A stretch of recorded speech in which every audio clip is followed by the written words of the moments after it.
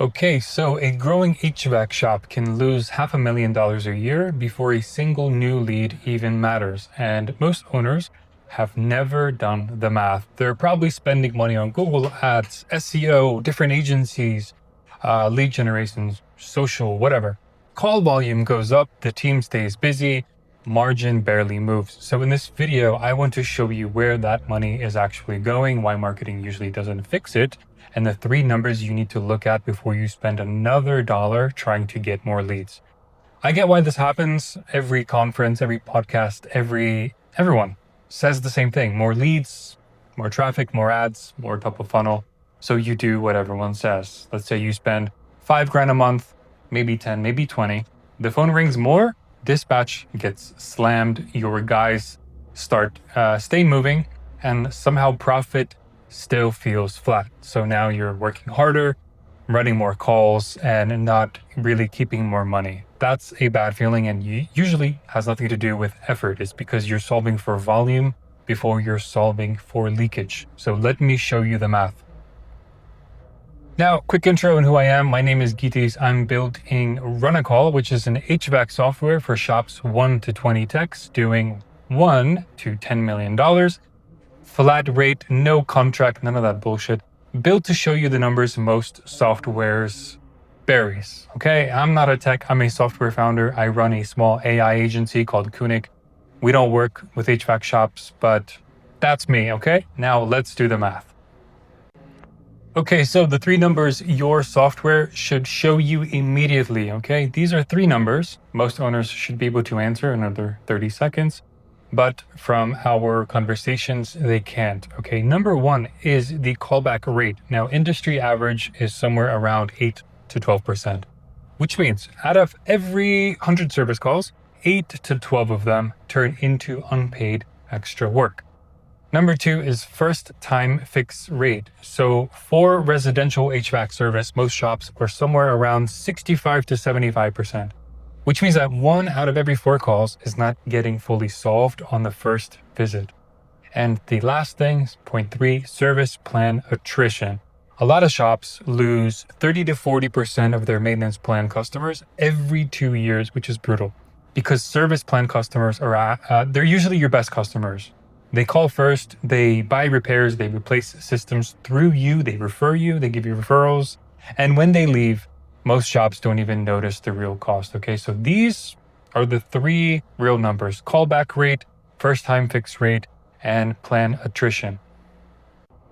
All right, so here is a quick example. So what your shop is actually losing, let's do a 10 technician shop, mixed service and install, 5 service technicians, each runs about 6 calls a day, 250 working days per year. That's the average. Okay, so you have 5 service techs, 6 calls a day. You have 250 working days per year. That equates to 7,500 service calls per year. Okay. Now, let's say you get a callback rate of 10%. Callback rate 10%. So your 7,500 service calls per year at a callback rate of 10%. That is 750 callbacks per year. Now, what does one callback cost? On average, okay? On average, the tech time is what? 225, let's say. Then you have your truck disposal. That is, let's say, $50. Lost revenue slot. Let's say it's $250. Total, all in all, you're looking at around 525. So what does that mean? Every callback costs you about $525. And most of that pain is not payroll, it's the slot. Now you multiply that by the 750 callbacks per year, and you get around 393,750 to be exact. per year. That's almost 400 grand a year gone. Not because the leads were bad, not because the execution was leaking or something sucked in your service. That's just basic math. Now, section 2 that I wanted to talk about is the service plan attrition. And let's say a 10 technician shop has about 1,000 active maintenance plan customers. So you have 1,000 customers. If annual attrition, let's say, is around 18%, that means you lose about 180 of them per year. So that means 18% attrition times 1,000 customers, you have 180 lost customers per year. Now, what is one service plan customer worth? Not just the membership fee, but the full value, like repairs, replacements, referrals, everything, right? A conservative number over 5 years is about $1,500, more or less, okay? Call it that. Now multiply that by your 180 and you're getting 270 grand per year. That's another 270 grand per year walking out the back door. And most shops don't see it because no one is surfacing it clearly. And then you add this together, 270 plus the 393, and then the big number is, what is it? $663, $750 a year. So I said $500,000 in the hook. That was actually me being conservative when I started this video, but for a normal 10 technician shop, the real number can be closer to $650,000. Okay, now we go into the marketing math. Okay, so let's say your shop does 1.5 million per year, and a lot of shops spend roughly 5 to 10% of their revenue on marketing. So let's call it 100 grand, okay? 100 grand on marketing. Okay, now let's say you double it. Then you go from 100 grand to 200K on marketing. What happens? You do not usually double your revenue. You don't go to 3 million per year. You might get 15, 20% lift in qualified leads.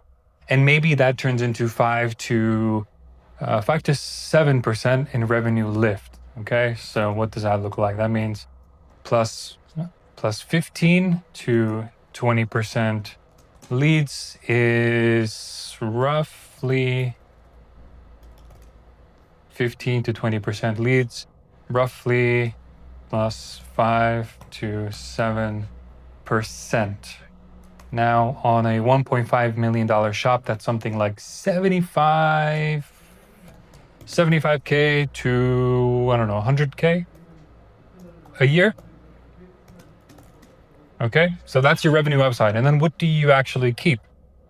So maybe 25% margin on the incremental revenue if things go well. So then you spend another 100 grand to make 25 grand more. Okay.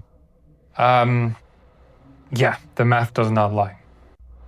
All right, so basically you have 25 grand on the upside, and then you've got over 600 grand on the downside. Those are not equal problems. Now, I'm not against marketing. Marketing is great. Once the system underneath it works, it's great. But a lot of growing HVAC shops are pouring leads into a business that still leaks money on callbacks, weak first-time fix and service plan attrition. That's why margin does not move. More leads into a leaky operation just gives you more shit to do, not necessarily more profit. So you have to fix the bucket first, make sure there's no leaks, then pour more water into it. Now here's 3 things that you can actually do today. Very simple. Number 1 is, let me write it here. Pull every callback from the last 90 days. Then what you want to do is you want to count them and divide by the total jobs. That's your real callback rate, not your guess, the real number. Number 2 is pull your service plan customer count from a year ago and compare it today. There you go. And take the difference, again, divided by last year's count. That's your attrition rate. Then multiply that by a conservative lifetime value number. Our lifetime value number was 1,500, as you can see here. Now you know the leak, okay? And 3, before you spend another dollar on Google Ads, an agency, I don't know, SEO, lead generation, any of it, run the math on what happens if you fix the leak first. So in most shops, operations wins by a mile, okay? Run a Call is live. There's 25 founding slots, 16 are taken, 9 are left. Founding price is locked in at $200 a month flat. There is no contract, none of that bullshit. And the very first thing I do when someone signs up is not pitch them some giant system. I sit down with them, pull the real numbers, find the leak, callback rate. We have an AI receptionist that will take your calls, will integrate directly into your workflows and fix your problems. Because if you can see the leak clearly, you can actually fix it. Go to runacall.com and give the voice agent feature a try.